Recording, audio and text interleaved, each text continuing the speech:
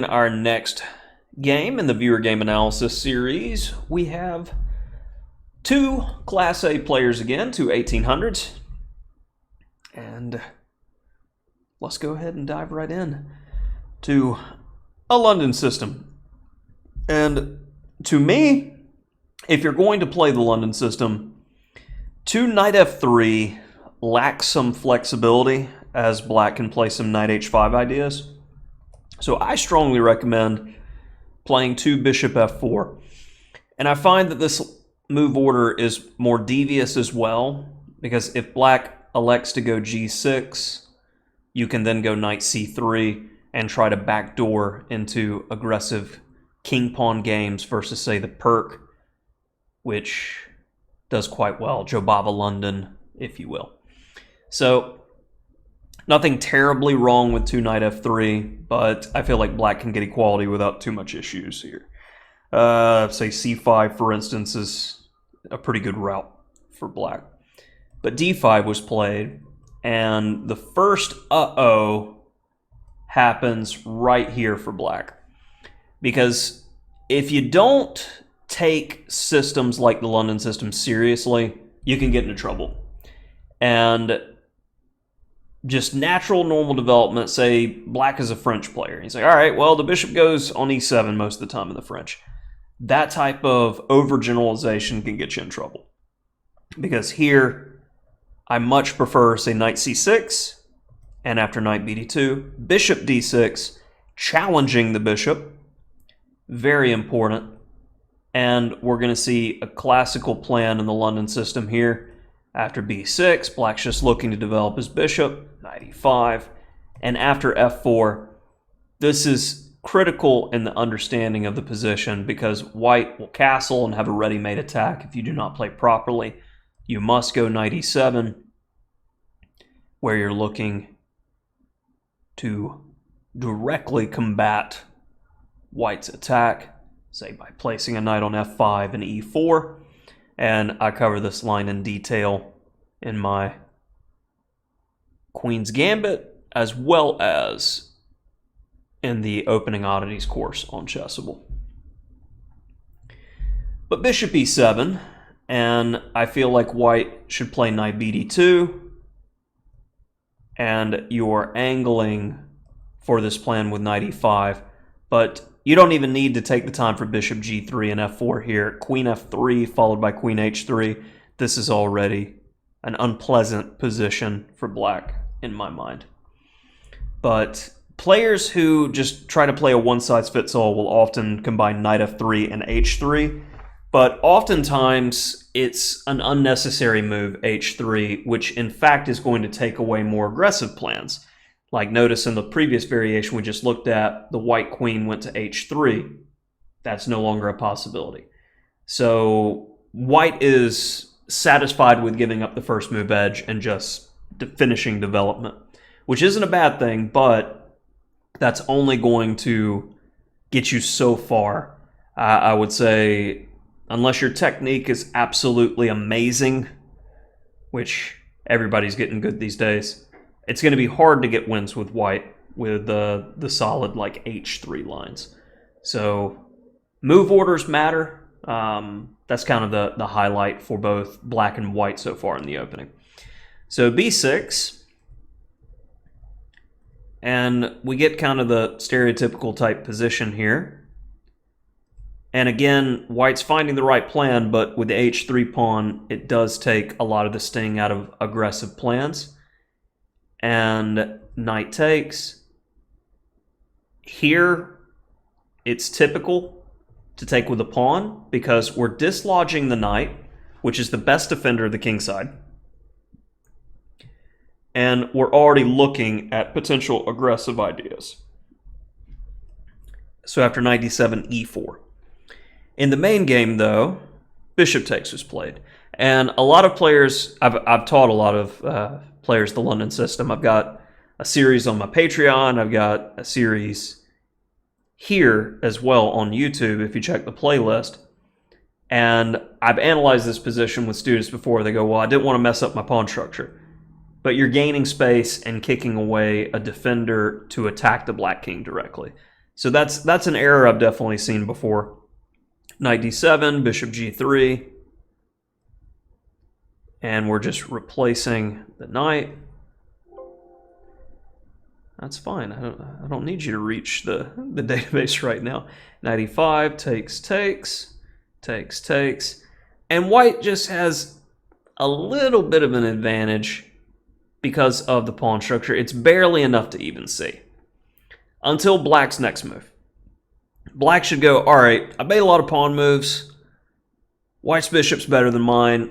I'm going to go bishop d6, and let's ride this endgame out, and, you know, we'll attempt to make a draw with black. But c4 is a move that is asking for it. Quickly, the evaluation turns as this is now going to be a target, and white has two different pawn levers he can focus on, and it's pick your poison type deal. I could play for f3, e4, or b3 straight away after I've defended the queen.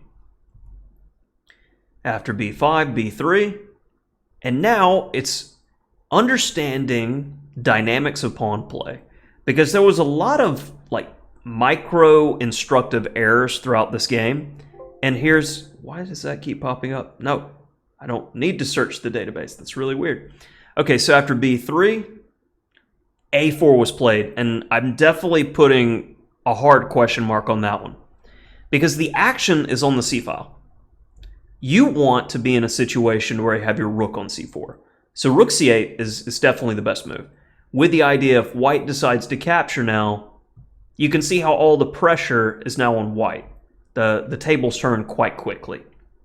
But after a4, you're encouraging white to do what he wanted to do anyway, and he gets an open file.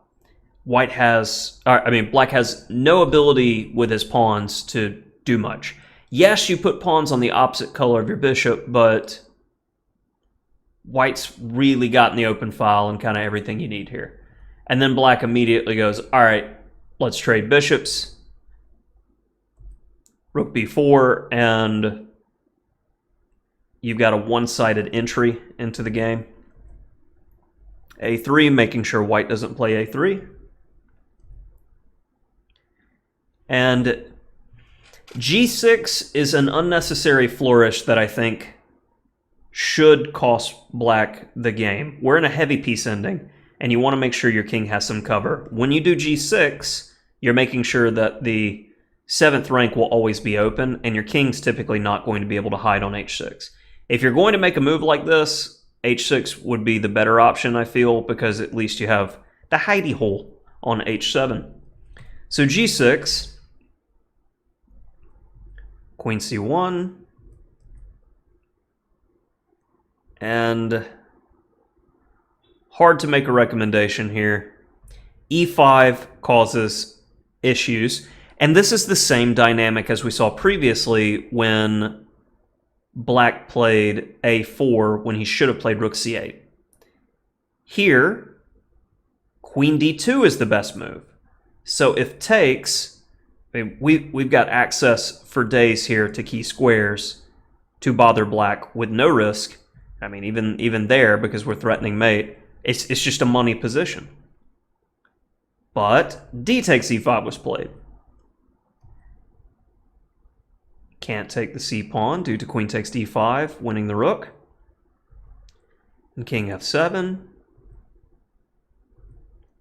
And here, another critical moment.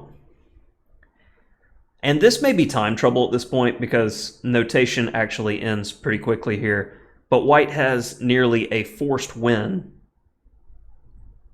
after queen b1.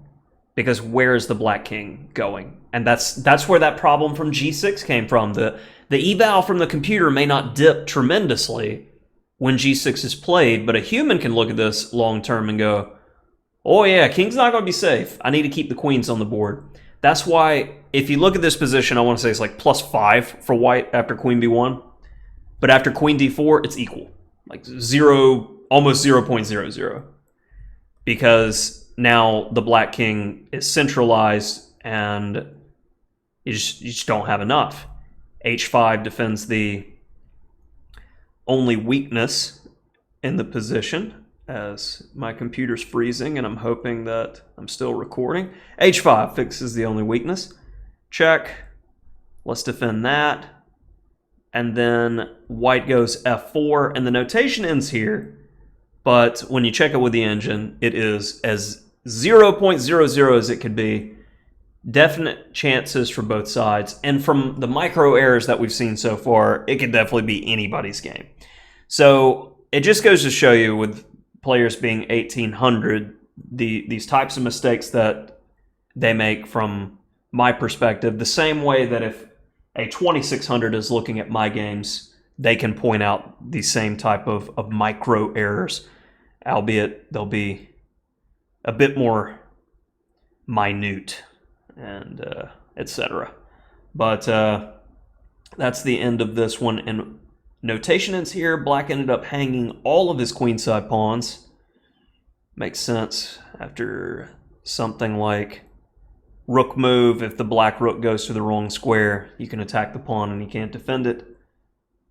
And yeah, he tried to play g5, and that caused issues. So white won this one.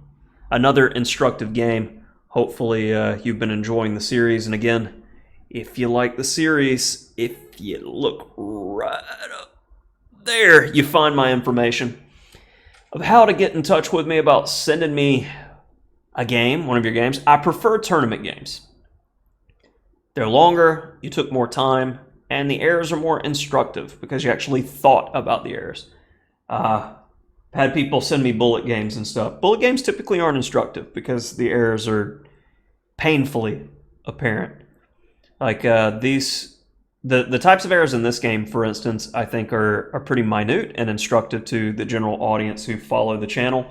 So don't be afraid to send in games that you've lost, won, etc., as long as they're complicated, not one-sided struggles. The one-sided games just really don't do it for me. I post enough of those of my own games, let's be honest. Anyways, if you're enjoying the content on the channel, please like, subscribe, hit that bell notification. Help me out. I'd appreciate it.